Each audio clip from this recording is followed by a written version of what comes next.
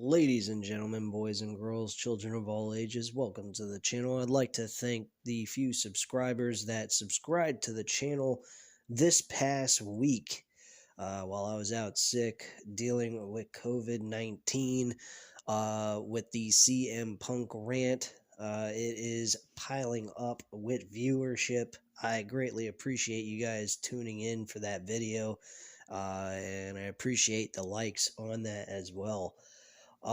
We have reached officially 300. It's going slow. And I mean, turtle slow, but I'm getting there with subscriptions. And I appreciate you guys for wanting to tune into this channel and wanting to hear me talk more about professional wrestling. I am going to say this. For all you AEW diehards, I am included, but I have to vent about this show. And not in a very negative light, because they did make sense on this with the Trios Championship. But let's be honest, guys. This was not exactly what we were expecting. I mean, if they weren't going to pull out MJF, I don't understand why we couldn't get a actual opponent for Moxley at the pay-per-view. Because now at this point, all we have to look forward to is a series of good rivalries and a Trios Championship match. Outside of that, we got no World Championship on this pay-per-view card. Who the fuck wants to go to Chicago? I mean, Chicago's not a shithole or anything. I've heard there's been some crimes happening around there that's been plastered all over the news on and off all this year. But, I mean, let's be honest. I mean, if you want to go to Chicago, you want to go see a World Championship match as the main event, the top bill of the show. And this really was a very disappointing situation. I don't know why they had to rush CM Punk to this whole thing. I don't know if this was a punishment for CM Punk at the end of the day. He looked like he was legitimately hurt. I mean, seriously, I don't know if he was selling and pretending he's injured. He re-injured his foot, but he definitely looked like he was hurt badly. Now, definitely this looks like they could do a flipperoo on CM Punk, turn him heel when he comes back or what have you. I think that's great. But at the end of the day, what kind of build did we get? We could have had CM Punk come back to AEW as a heel after he was healed up. Really, he could have healed him. He could have stayed out until he was fully healed. Have Jon Moxley as the interim world champion. Have Jon Moxley defend the world title against somebody that's reasonable at All Out. And if Punk was healed up by September 20th, I think that would have given him another month. He would have had probably more than enough time to heal for his foot to allow him to work at full strength. I'm not quite sure if this is a legit injury or this is a work that they decided to do to take him off TV on account of the fact there's a lot of drama with CM Punk backstage and they just want to get him out of there for right now and just work out some differences and get everything figured out. That's what I think is going on here, but I'm not 100% sure. So this is a really odd situation, honestly. But we have some good matches. Am I going to buy this pay-per-view? No, I'm not. Unfortunately, I'm not going to go ahead and spend $49.99 to watch a Trios Championship finale take place in the main event of a fucking $50 pay-per-view. I'm not. I do that for a tag team championship match that was meaningful. You know, like FTR going up against the Young Bucks. And they're unifying, you know, taking all the titles that everyone has from each team and putting them on the main event. That I would have paid fucking money for. I'm sorry, guys. I'm an AEW diehard fan. I'm not going to deny it. But at the same time, I'm not happy with this. This is really not a good deal.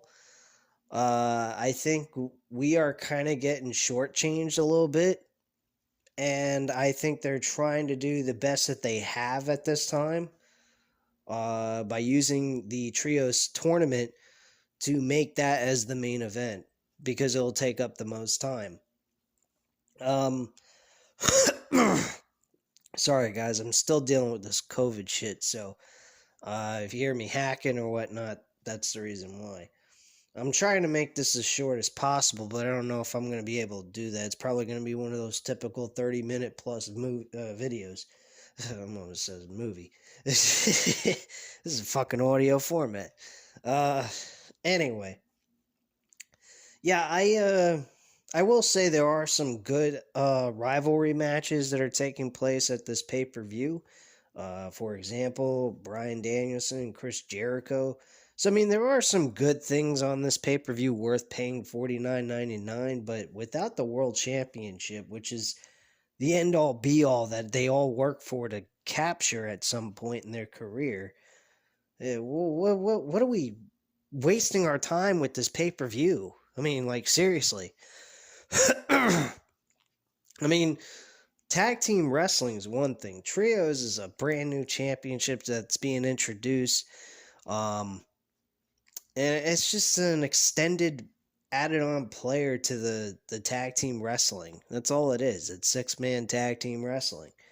So, I mean, like I said before, if we had the Young Bucks still as the tag team champions of AEW, defending those tag team titles against FTR, with FTR defending all their championships that they got under one match in the main event of All Out with no world championship on the line, then I would have taken that and I would have bought the pay-per-view. But I'm not buying this pay-per-view, guys. I will review it. I will give you guys my insight and how the show went and everything, but it won't be live. It will be audio format. I will do it on Labor Day. I was hoping that I'd be able to do a actual live reaction like I planned on doing, but unfortunately that's going to have to be postponed to Full Gear. Because this is not qualified enough for me to go through and sit down and watch this for 4 hours with you guys, giving you guys my intake on the show, and then also spending $50 on it on top of it. I'm sorry, I just can't do it. I really can't. It's not something that I see as, AEWS pay-per-view type stuff that we're used to. I'm sorry. It's not. It's not anywhere close to it. So, that's all I have to say on the pay-per-view itself. The show, it was okay. I won't say it was terrible. But it did have, like I said, no challenger for the world champion, which was Jon Moxley. Jon Moxley mopped the floor with CM Punk. This match ended in less than 5 minutes. Felt like I was watching a Brock Lesnar match with Goldberg. I mean, I don't know, man. This is really weird. For AEW to produce a match like this is very unusual, but I'm sure there will be some news coming out explaining why this happened, and we'll get some more insight on that. I will definitely keep my eye out for it. We also got JD from New York 206 that will pump out the news about that as soon as he hears about it. So I'll probably hear about it while I'm working tomorrow or on Friday about that information. But bottom line, guys, Bryan Danielson and Daniel Garcia and Chris Jericho opened the show. This was actually a very good segment. Jericho called out Daniel Garcia. He wanted an apology from him for shoving him during the last week's episode. Well, Garcia said, look, man, Bryan Danielson is one of my favorite wrestlers of all time. He was my hero. And him and I went 30 minutes of hell together, and I went tick for tat with him, and you ended up going ahead. When I had an opportunity to shake his hand, you stopped that from happening. And it was as if he was like kind of looking for an like, why did you do that? And I was, hoping that Jericho would say, hey, you're right, I'm sorry I did that, but you still owe me an apology. They could have done it that way, but they didn't. He just stayed the fucking prick. 100% full on prick. I don't give a shit. I don't care that that was what you wanted to do. I'm running the show. You're just you're just a guy that stands behind me and does what I tell you. So it was a little kind of it really, like, again, this is like taking the JAS society that's starting to look good, and they're breaking this group down.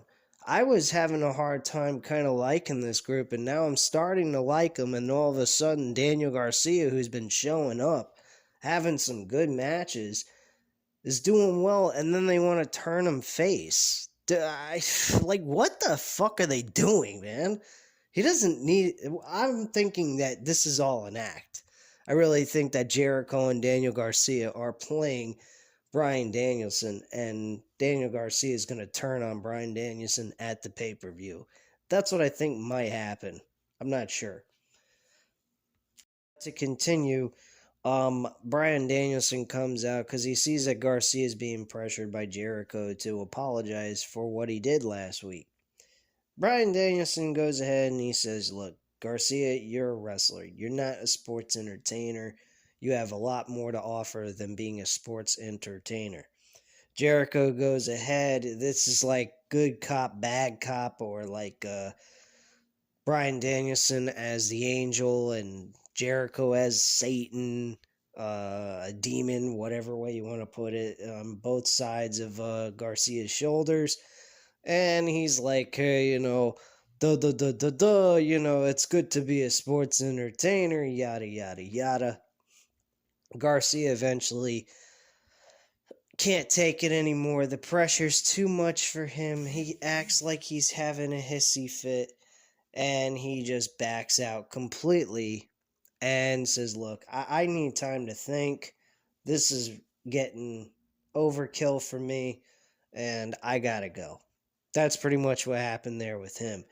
So Jericho turned his attention to Bryan, and sorry, I'm having a hard time trying to talk and deal with this fucking cold of mine. So just give me some moments to deal with this. Because every time I talk, phlegm starts moving around in my throat, and then I start ending up coughing and having a tickle. So please bear with me. So, Bryan and him pretty much have a discussion, and Jericho says, I'm going to become the Lionheart, and you're going to meet the guy from the Heart Dragon, or Heart Dungeon, and you and I are going to go at it at All Out, not here. Fans got pissed off, and fuck them. We need something on the fucking card.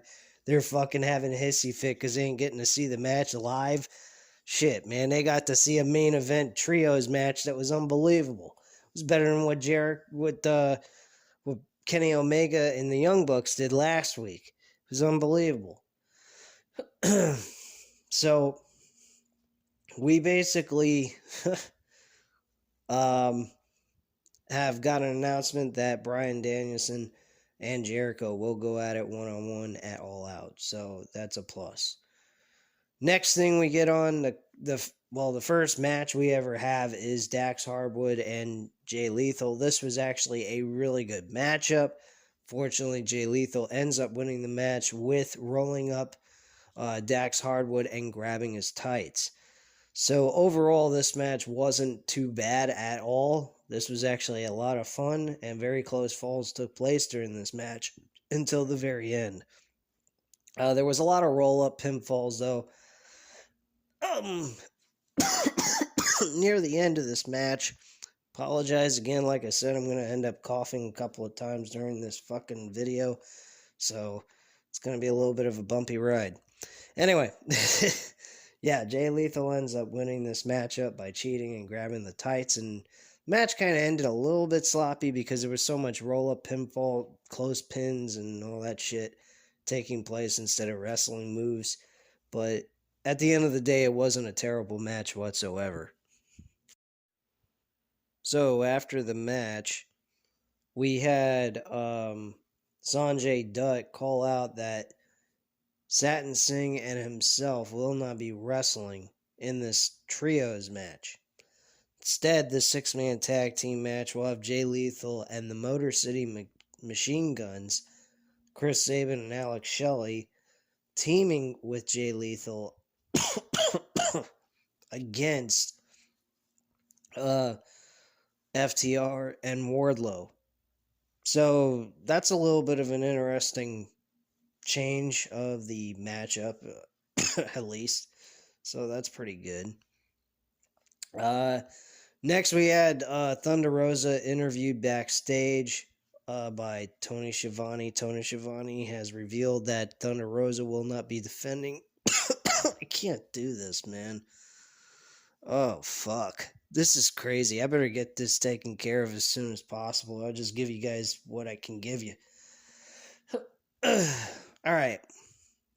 So, yeah, Thunder Rosa is no longer technically the champion for right now. They're going to keep the title on her, and they're going to crown an interim women's champion with Britt Baker, Toni Storm, Jamie Hayter, and Sheeta competing in a fatal four-way match. Why that's taking place, I have no idea. I don't know why it wouldn't be Britt Baker and Toni Storm just going after the interim women's championship. But hey, it is what it is, I guess. Next thing that we had was a one-on-one match with Billy Gunn versus Colton Gunn. Colton Gunn defeated his father in a one-on-one match with a little help of distraction by Stokely and Austin Gunn, destroying the Acclaim. The Acclaim were in the corner of fucking whatchamacallit. Yeah, you know, whatchamacallit. This is so fucking stupid. I'm sitting here doing this damn review and I'm fucking coughing my brains out. Man, you guys better be hitting that fucking like button for this video, cause shit. This is really fucking annoying. I'm coughing every 10 seconds when I'm talking to you guys. Anyway, Billy Gunn had the Acclaim in his corner, and the Acclaim were beaten up by Stokely and fucking Austin Gunn. So Colton Gunn went ahead, hit his finisher on Billy Gunn, and they got the win. The Gunn Club then attacked Billy Gunn, and then out came the Swerve in Our Glory with Swerve Strickland and Keith Lee. They later issued a challenge to the Acclaim for the tag team titles. And why are they issuing titles shots to everybody instead of the Acclaim just being told they're getting a shot at the all-out pay-per-view by like a higher up? I have no idea. But apparently the tag team champions don't seem to be acknowledged that they even exist there in the company, so they're going around looking for challengers for their belts so that they could defend them. Seems a little ass backwards to me. It seems like the challengers should be looking to challenge the tag team champions, but unfortunately that's not the case on this show lately. I don't know why, but whatever. I hope there is some kind of reasoning or a story being built up for this that leads somewhere. But hey, that's just me. I don't know. So the next match was Britt Baker versus Kylan King, and she lost to Britt Baker by lockjaw and ends up tapping out to Britt Baker's submission hold. This led to Britt Baker going ahead and cutting a promo about how she is the best and that she wrestled with a broken wrist as the women's champion throughout her most of her reign, and how Thunder Rosa is not a true fighting champion. But she said, "Don't worry, Tony Storm, you're in the ring with someone who actually matters." She then calls out Tony Storm. Tony Storm comes out. She looks like she's ready to fight. And then out comes Jamie Hayter from behind. This leads to Sheeta coming out, and we have a 2-on-2 war taking place to even out the odds. And that was pretty much that. Alright, so the next match on the card was actually the World Championship match. As you guys already know, CM Punk loses, possibly having a injury to that foot, or this is a sales job and we are all being fooled. I'm not going to go reiterating everything that took place again if you, but like I said earlier, everything, if you want to hear it again, just rewind it back to the beginning, because that's the first thing I talked about was this world title match. So, honestly, the promo that was conducted after the match was over, that was really good. Jon Moxley went ahead, conducted the promo, said, "Is CM Punk best in the world? My ass." He says, "I'm the one who's been carrying this company on my back for forever, from the very beginning. And I'm in the second reign as world champion." And he says, "I'm not going to be easy to take this title off of. I will scratch, claw, do whatever it takes to remain world champion. And I've been carrying this company on my back." And he continues to honor that word 100%. He is doing everything that a world champion, a legit world champion, if he was in a real fighting ring, that is the way you would want to do it. You'd want to do it with full intensity, all will, and never giving up. That is the way to do things. And that's the way they've had Jon Moxley come out every single night. That's the best thing they've done with any of the people on the show. He's been used the best. And I've been saying that. I still say Jon Moxley is the face of AEW. Hands down, no questions asked. He may not be the greatest wrestler in the world, folks, but he gives you 100% heart. Unlike what I'm doing right now, sounding like a blithering fucking idiot while hoping I don't fucking cough my brains out. But you guys get my drift. Alright, so what else happened? We had a trio 6-man tag team match to move forward to the semifinals. This was the Death Triangle. We had the Pac, and we had the Lucha Brothers going up against the United Kingdom, which consisted of Will Ospreay, Mark Davis, and Kyle Fletcher. This was actually a really great main event matchup that took place at the end of the show. I was expecting there was going to be an announcement of a challenger for the World Championship, but unfortunately that did not take place. This actually went full 30 minutes, and it was astonishing how fucking good it was. So I got to give them a lot of credit. Will Ospreay and his team win this matchup. Very surprising by that. But then again, when you're talking about having the potential of Will Ospreay and Kenny Omega in a trios match on a pay-per-view event, you kind of can't pass that up.